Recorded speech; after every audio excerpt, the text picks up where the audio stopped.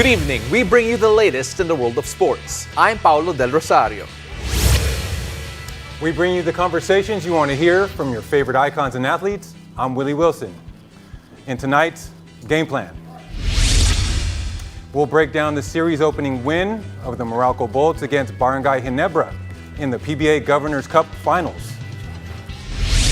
Mari Madayag will help us discuss how Petro Gazz can force a decider against Creamline in the Premier Volleyball League 2022 Open Conference Finals. And we'll listen to more courtside stories from Jack Makasait and Andrea Endicio about Jerom Lastimosa and Sherwin Concepcion. Buckle up, sports fans. Let's get in the game.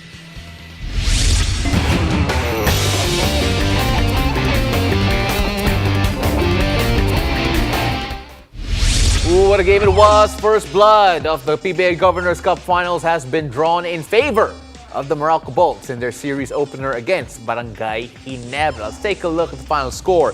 104-91, Alain Maliksi was the high point man with 22 points. Tony Bishop was all over the floor with a 20-point, 12-rebound performance, and the Bolts now lead 1-0 heading into game number 2. Joining us tonight to break down Game 1 is one of our resident basketball analysts and former PBA All-Star. Grabe, All-Star talaga. Dylan Ababu. Dylan, welcome back to the game. Thank you very much, and I'm so happy to be with you guys again. No, it's so great to have you here, Dylan. Pero syempre, pag-usapan muna natin kung ano nangyari sa Barangay Ginebra doon. Because the Meralco Bolts, it felt like they did everything right, Coach. And when you talk about the most impressive thing that Meralco did, sa palagay mo, ano yun? Well, credit to Meralco, credit to Coach Norman because they capitalized Ginebra not having Japet Aguilar as of course their rim protector. So one of their game plans was to really attack the rim, attack the basket, and they were successful. You can see that Cliff Hadj had a lot of layups, Bishop, and of course even Alain Maliksi. Oh, definitely. Do you think the run and gun style, they're such a great defensive team, the Meralco Bolts, also played a role in, them being in a better rhythm and getting those looks at the basket into the paint, first of all? Yeah, of course. Primarily in basketball, you want fast breaks. You want easy 2 points. And Meralco really had a good fast break attack last game. And credit also their defense. They were able to run because of their defense. Of course, they went on 2 big runs. Una, in the second, they went to 28-19, and then the third quarter is 25-18. Pero apart from, you mentioned yung defense nila, Brownlee only scored 7 of 20 from the field. He scored 27. Itong si LA Tenorio naman, 1 of 8 from the field. Is that an off night for them or talaga yung depensa yan ng Meralco? Well, depensa yun, brother. Well, credit defense of Meralco. They really extended their closeouts. They really forced the Ginebra players to put the ball on the floor. And of course, they really did their homework of trying to shut down the shooters of Ginebra. Oh, definitely. The shutting down the shooters of Ginebra, very, very important. But I think also the flexibility that Meralco is able to show, being able to move their players from the 3 spot, Tony Bishop being able to play the 3 and the 4, always showing different looks to Ginebra, going big and going small. I have to give si Coach Willie credit dito, Dylan. And I think you will also. Oh, I like that. Oh, but when you look at Aaron Black, yung game niya, 12.6 rebounds and 3 assists. Ano mo sabi ni Coach Willie that he will be a big factor in this series? I am ready to eat my words. So he did a good job talking about Aaron Black.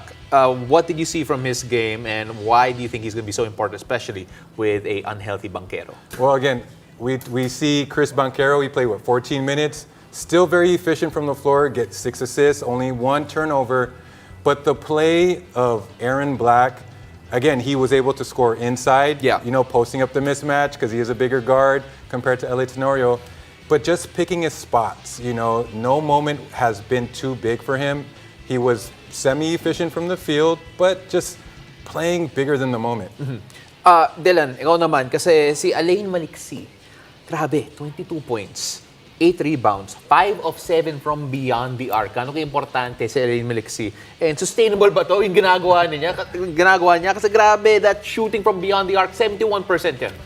Yeah, well, my brother, my college teammate, went wild last night. Oo nga eh. I had to bring it up, of course, with you here.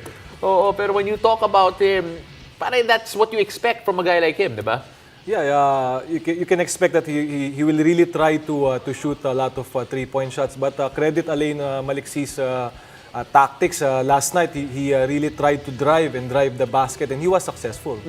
So, of course, right now, since talo yung Barangay Ginebra, the onus is for Barangay Ginebra to adjust. Ano yung pinaka-obvious na adjustment sa kailangan gawin ng Barangay Ginebra?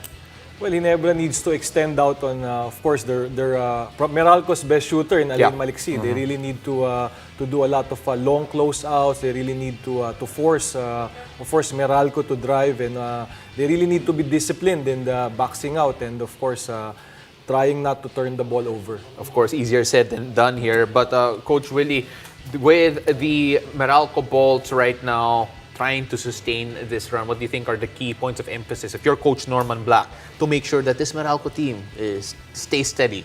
Oh, we already know that Coach Tim Cohn, a master tactician, he is going to prepare some type of plan, some type of game plan to get Ginebra back on track. But I still think that the formula for Meralco's success is always on the defensive end. Yes. Their defensive pressure, if they can continue that. And then again, I stand by what I said as far as Banchero's health. A healthy Banchero can spell the difference in this series. Agree ka ba doon? Yeah, Chris Banchero has the ability to dictate the tempo of the game. He's very aggressive. He's a very good defensive player as well. So I agree with my one of my favorite teammates in Willie Wilson. Oh, ayun, right? No, but you know what? No, you know what? Dylan Ababu would be able to say a little bit about defense because he's one of the greatest defenders that I've ever played with. This is the nicest my co-host and my guest has ever been to each other. Pero Dylan, we talk about the health of si Banchero. Pero paano man si Japet Aguilar? Just how desperate is Barangay Ginebra right now, knowing that siguro a Japet Aguilar could have made a difference in that game 1. Yeah, of course, prayers to our brother Japet Aguilar. It would be more interesting and could be like finals-like game if Japet is around. And I hope he'll be back soon. And yeah, Japet is their primary rim protector, their primary goalkeeper. So it's gonna be a lot of positives for Ginebra if he's gonna be back soon. Coach, right now still adjusting without Japet, and we've answered the question already. How would they look like without Japet? And right now, with the tools that they have present, what do you think Ginebra needs to do to make up for a Japet-less lineup? Well, again, points in the paint, 52 to 36. That's a big, big deficit. One thing that they can always do is go zone. That's just one thing. But again, we talked about the shooting, you know, how hot the shooting of Meralco was. So going into that zone could be a disaster. There can also be full court presses and full court zone presses. Something to slow down Meralco, you know, delay their offense once they get to the front court, and then play defense from there. You know what? I can't wait to see Game 2. Of course, Game 2 will happen tomorrow at 6 p.m. at the Mall of Asia Arena. That was Dylan Ababu, and we're gonna see him later on in the show kasi we're gonna go a lot younger in our third body and swak na swak siya doon. Okay? After the break, Matty Madayag will help us discuss how Petro Gazz can force a decider against Creamline in the Premier Volleyball League 2022 Open Conference Finals. Stay tuned. You're watching The Game.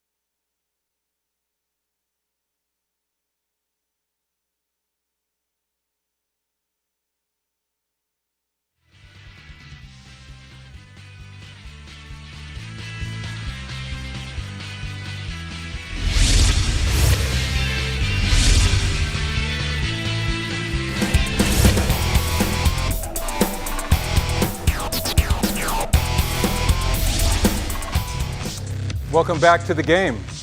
The Premier Volleyball League 2022 Open Conference Finals Game 1 sizzled with Creamline winning an overstretched four-setter match. The heart of volleyball continues to beat tomorrow as Signal tries to extend their chances for bronze against Choco Mucho at 3 p.m. Then, Petro Gazz looks to extend the final series against Creamline at 6 p.m. To help us discuss the chances of these squads to win a medal or extend a decider on Sunday, we have the Madzilla. Maddie, welcome back to the game. Hi, Maddie. Hi, it's good to be back. Maddie, it's so great to have you. We love having you here every time. Pero syempre, before we even begin talking about all the matchups and all the key players, I just want to ask you, hearing and seeing all the fans at the venue, it feels crazy every time I see it sa social media. How exciting is it and how happy are you na nakabalik na yung mga fans sa PVL? You know, it's really different compared to our last season kasi walang audience eh. Oo. But like right now, when I went inside MOA, tapos full, I mean, what do you call that? Parang puno na yung Oo, stadium. capacity. Yeah, full capacity na. So it's really overwhelming, sobrang heartwarming, and I'm just really happy that the fans are back. 16,000 fans watched the last game, and you know it was incredible. 16,000 fans was a record rather set by the PVL recently. And with that note, let's move on and talk about the finals matchup. Ito si Coach Willie Wilson. He's trying to learn more and more about volleyball. Maddie, help us out here. Coach Willie, what's your question? Okay, you know, we want to give the fans what they want to see. As we saw a packed crowd. What does Petro Gazz need to do to extend this series? As what I saw in their game yesterday, Creamline did a good job at shutting down their main scorer, Isa Maizo, who only scored 5 points yesterday.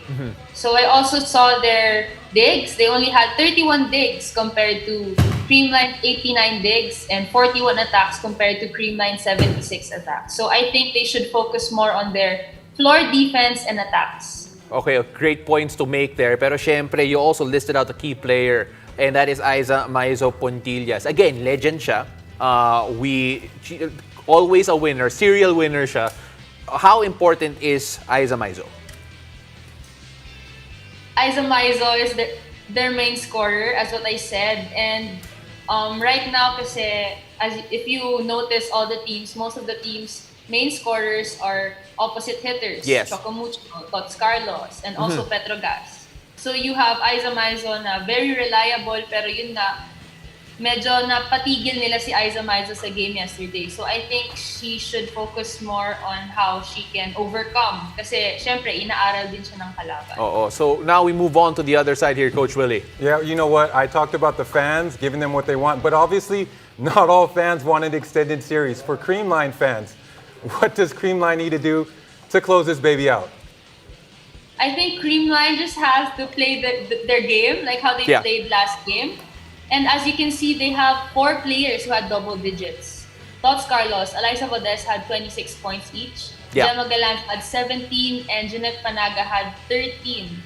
But everything boils down to how well the setter distributes the ball. And if you guys didn't know, Gia had 39 excellent sets. Oof, you know, you So talked that says a lot about their execution and a lot about Gia's playmaking. You know, you talked about si Gia and you actually named her as a key player here. And when she is in full flow, when she is at her best, how dangerous does she make yung Creamline team na to? Pag nakakalaban ko siya, Paolo, ang hirap basahin. She's so hard to read. She has like an eye on the side. Parang hindi niya na... So she knows how to fake the middle blocker. So she's really, you know, admirable talaga, hands down. Oh, grabe. Yung mental game din niya, like, it's amazing just watching her play from time to time. Now we move on to the other series. Of course, this is for the bronze medal and a lot on the line here. So let's start off first with, I think you're familiar with this group. Coach Willie, get us going here. Okay, so with a team that you are very familiar with, the Choco Mucho versus Signal, what are the biggest advantages and challenges facing Choco Mucho in this series? I think I'd like to start with their advantage. Yes. Chocomucho is known for their blocking and their floor defense. And last game they had 110 digs, and that's really a lot. Yeah. And their middle blockers, Bea, Aduke Ogonzanya, Shannon Palek, and Cherry Nunag, they're really formidable blockers. You know, gagawin talaga nila yung trabaho nila. And not to mention Kat Tolentino, who's the main scorer and what they also call, quote-unquote, the scoring machine. Yes. So, that's their advantage. Their challenge, however, is I think how well the setter, which will be Na Wong, will be able to utilize. If she will be able to utilize all her spikers on the court, example, her decision making as a setter, kung tama ba yung players na pinapaikot niya, or if she was able to fool the blockers of Signal HD spikers. Of course, Tina Wong is going to be another huge factor. Your specific key player here that you mentioned, actually. And of course, when Dina, like when we talked about CG a while ago, when she's in full flow, she's so amazing to watch. Just what makes her such an amazing player? Well, you know, Dina is very masipag. Yes. And she tries to listen to all the coaches that are telling her what to do. But I would also like to add another challenge for Chocomucho is that their open spikers should be more aggressive and more smart in terms of, you know, attacking. And they also need to contribute more points since Kat can't keep scoring alone since, you know, inaaral din siya ng mga kalaban. Of course. And, you know, Dina's always gonna do her job. She's always gonna set. But then it also depends on how the spikers will execute the play. Alam mo, the job's not done yet for Chocomucho, syempre, because Signal will obviously want to bounce back. Pero how can they do that? So let's say may scouting report ka on them, which I'm sure you do have. Pero when you're talking about Signal, what can they do to try to extend this series? And I have a feeling that a certain Jel Cayuna will have to play a big role in that. Yes, I've observed in this conference that Jel Cayuna is doing a great job in terms of ball distribution. If you look at their stat sheet, pantay-pantay, halos the same yung mga scores nila. And I think that's really good sa playmaking niya, na she's able to give more sets to her players so they can execute it properly. In terms of attacks naman, it's not far from Chocomucho eh. Yeah. Actually, it's one compared to Chocomucho's game last game.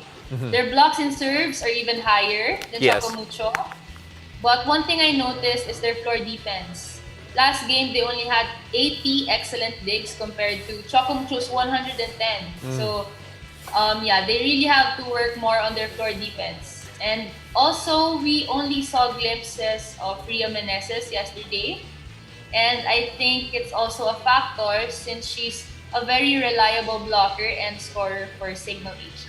It's always going to be an uphill task there for Signal up against a very strong Chocomucho team. Let's see whether or not they can extend the series. And of course, we're all excited to see what happens there. Maddie, maraming salamat joining us. Again, we wish you were here in person. I swear we're going to have a lot of fun if you were here in studio next time. Hopefully. Hopefully. Maraming salamat. Stay safe. Thank you, Mads. When we return, we'll listen to some courtside stories from Jack Makasayat and Andrea Indicio about Jerom Lastimosa and Sherwin Concepcion. Stay tuned. You're watching The Game.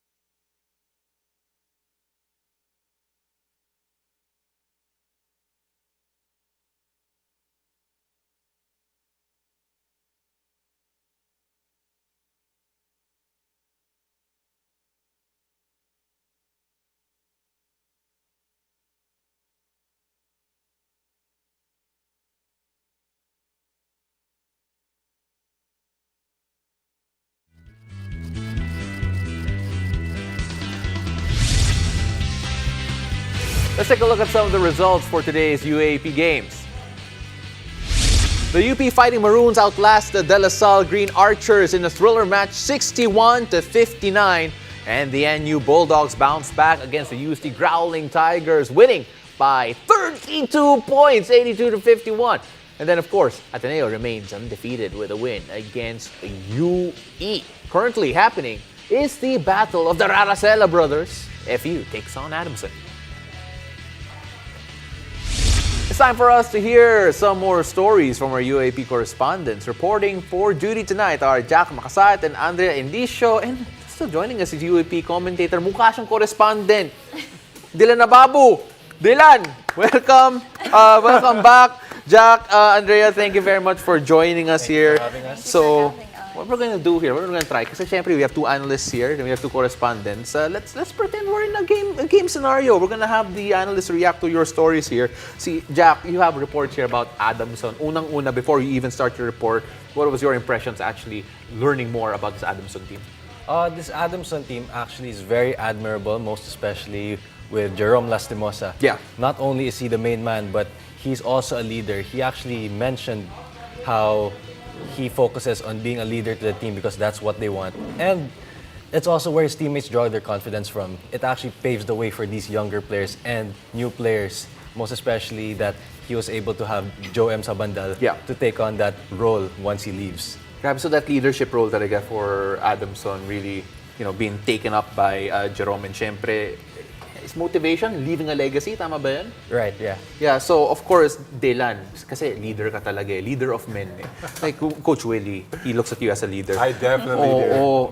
When you hear that type of story from a young guy trying to take up the cudgels dito for Adamson now, what do you feel and what do you think the challenges he's going through? Yeah, like what Jack said, wherever Jerom goes, Adamson goes. And you can see that Jerom is always putting up Herculean performances. True. Each and every game. So that's very good. Of course, the team draws inspiration and strength from their leader. So, 8.5 points per game siya in Season 82. Dito sa Season 84, 14 points per game. So, the jump really is there. Andrea naman, UST. Okay, syempre, can I just say, I'm so excited to see UST fans back again. Yes, Kasi me grabe too. talaga yung ghost eh, right? It's stuff of nightmares for a Lasallian like me. But, we talk about Sherwin Concepcion because we talked about leadership kanina and he's showing it right now even though he's really young. Tama ba? Yes. Pero kahit hindi siya yung team captain ngayon, talagang he's showing his willingness to lead and guide his team. And I think that's something very admirable about Sherwin. When you look at Sherwin, again, he made 6 threes in that loss against UP, 6 threes in the win against UE naman. When you look at Sherwin, do you feel that he's too young for yung role na yun or he's really growing, medyo mas mature siya to what his age suggests? Well, when I talk to Sherwin, I feel like he's very mature.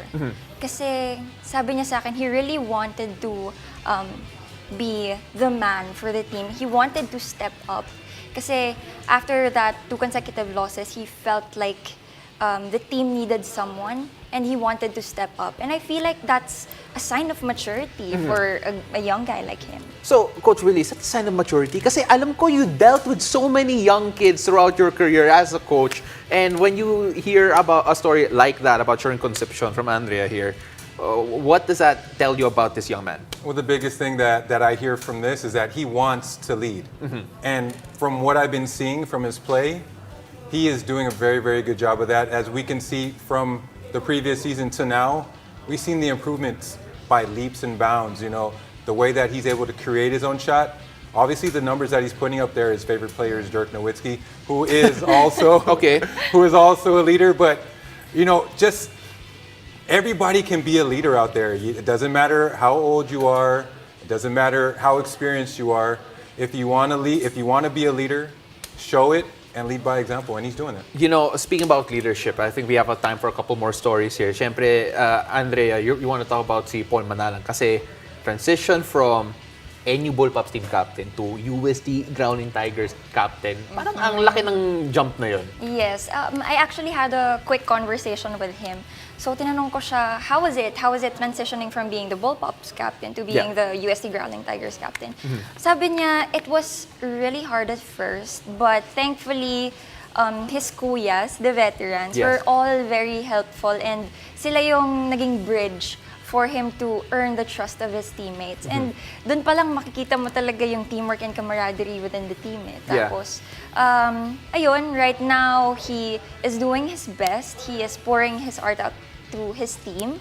And, ayun, he is actually doing really well. And of course, on the Adamson side of things, Jack, we'll let the analysts na lang just take this all in for their next games. Pero Jack, si Jerom sa bandal, you mentioned him a while ago, and he has a goal to be a leader. And again, very young, second year. You, former athlete yourself, what does that say about someone really young, really want to try and take up yung leadership mantle na yun? Well, back in the juniors when I played against him, he was the main man. But Yeah. I've also noticed how he leads his team. If I'm not mistaken, they were also in the Final Four, all because of his leadership and his dominance. And now, he took that role upon himself to lead these younger guys. I think he also mentioned to me yesterday how he used to struggle with Coach Nash's system in the early days, but he's the epitome of a selfless person because he still gave advice, guides also the young players to get in the same page as the Adamson team. I like the fact that inamin niya nag-struggle siya sa simula, especially because, you gotta be humble if you're gonna lead. Ain't that right? So, ladies and gentlemen, thank you very much for being on the show here today. Jack, Thank Andrea, you. Dylan, talagang correspondent ka talaga. Mukha kang correspondent. I cannot get over that. And Coach Willie, again, great job for especially dealing with all of this young blood that we have here on the floor with us today. But, take us away. Thank you for joining us. I'm Willie Wilson. And I'm Paulo Del Rosario. This has been The Game.